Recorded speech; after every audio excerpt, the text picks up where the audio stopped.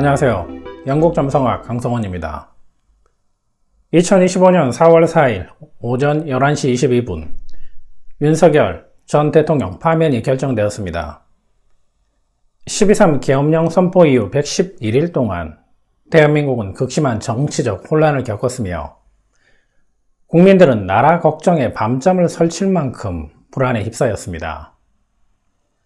윤석열 정부 3년 동안 정치, 경제, 외교, 안보, 사회 등 모든 분야에서 정상적인 운영이 이루어지지 않았고 정치적 상황은 30년 전으로 후퇴했다고 해도 과언이 아닙니다. 이번 파면이 대한민국을 재정비하고 새롭게 도약하는 계기가 되기를 진심으로 바랍니다. 오늘 주제는 윤석열 파면 과거와 미래입니다. 윤석열 파면 과거는 윤석열 취임부터 파면까지의 과거 예측을 정리한 것입니다.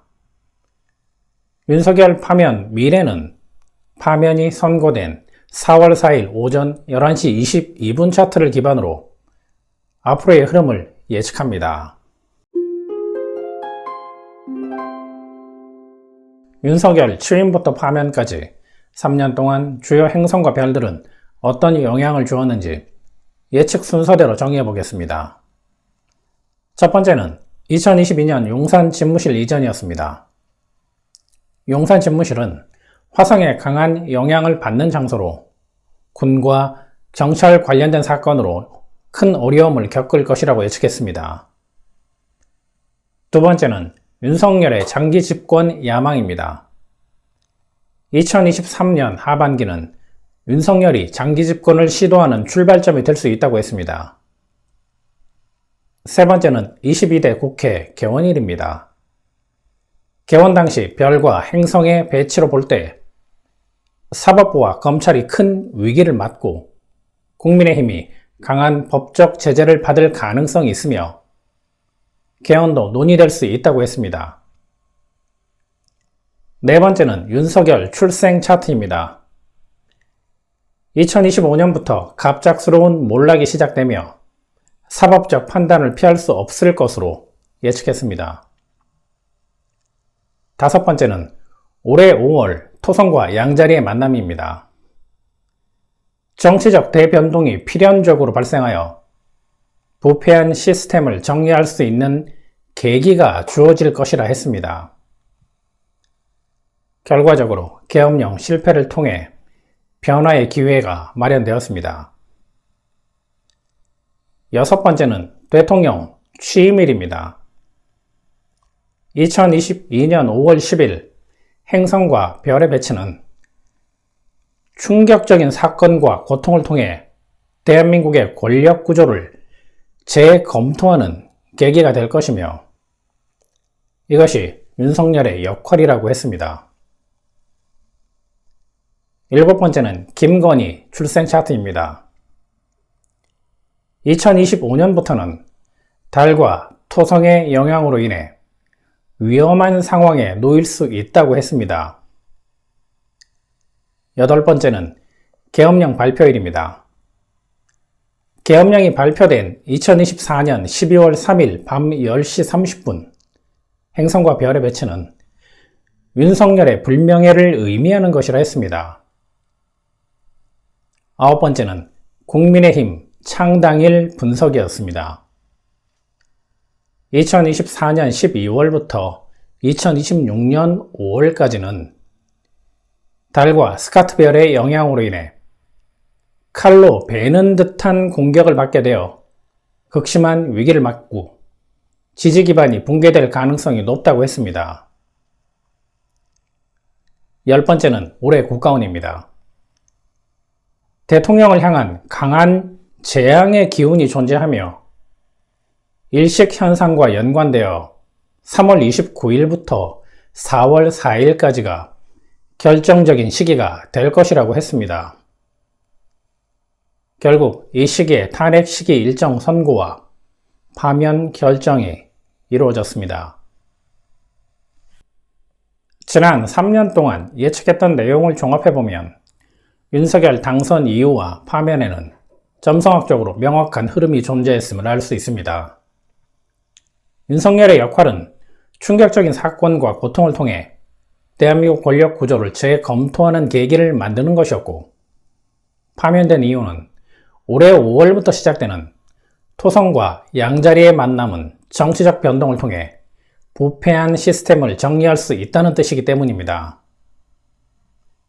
이 외에도 용산 집무실 이전이나 국민의힘 창당일, 계엄령 선포일, 윤석열, 김건희 출생 차트 등 무엇 하나 대한민국의 긍정적인 흐름은 없었으며, 이는 정치, 경제, 외교, 안보, 사회 등 모든 분야의 비정상적인 운영으로 나타났습니다.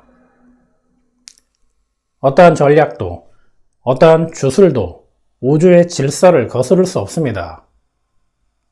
우주의 질서는 대한민국이 다시 태어날 수 있도록 배려하여 기회를 주었습니다. 우주의 배려는 대한민국을 변화의 시대로 이끌어가고 있으며, 변화의 혜택은 지혜로운 국민들만이 누릴 수 있다는 점을 잊지 않았으면 합니다. 윤석열 파면이 선고된 4월 4일 오전 11시 22분 차트는 대통령 파면 이후 변화될 흐름을 보여줍니다. 이 차트가 중요한 이유는 한 나라의 지도자를 파면하고 대한민국이 새롭게 출발한다는 상징적 의미가 있기 때문입니다. 따라서 4월 4일 오전 11시 22분 차트가 긍정적이면 밝은 미래를 기대할 수 있고, 부정적이면 파면의 후폭풍이 문제가 될 수 있습니다. 변화될 상황을 뜻하는 1번 하우스는 계자리 12도의 영향을 받습니다.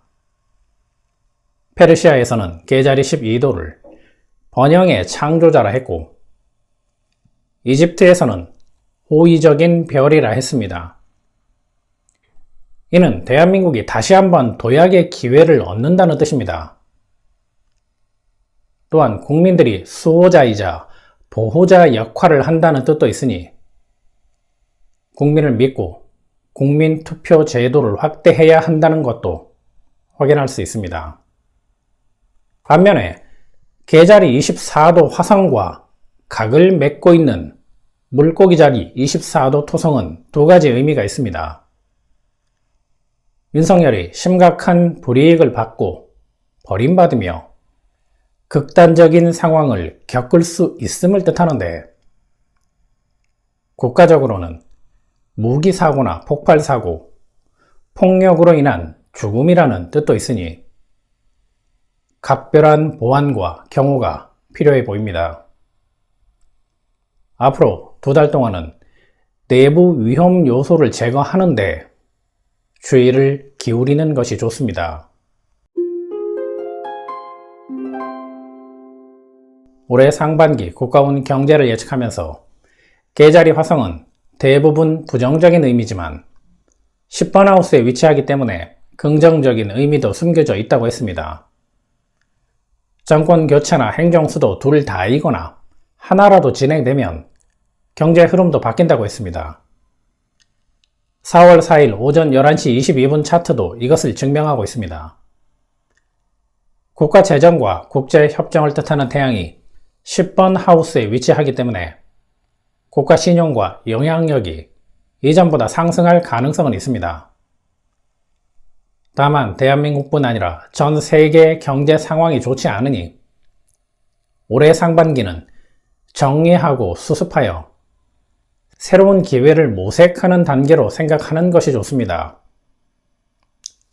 급격한 발전을 기대하기보다는 내부 개혁과 안정화를 우선시해야 무너진 상황을 극복하고 변화를 만들어낼 수 있습니다.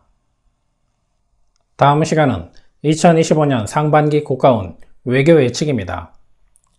트럼프 정부의 상호 관세 정책에 한국과 중국, 러시아, 유럽연합이 어떤 영향을 받을지, 관세 정책에 대응은 가능한지 알아보겠습니다. 감사합니다. 영국점성학이었습니다.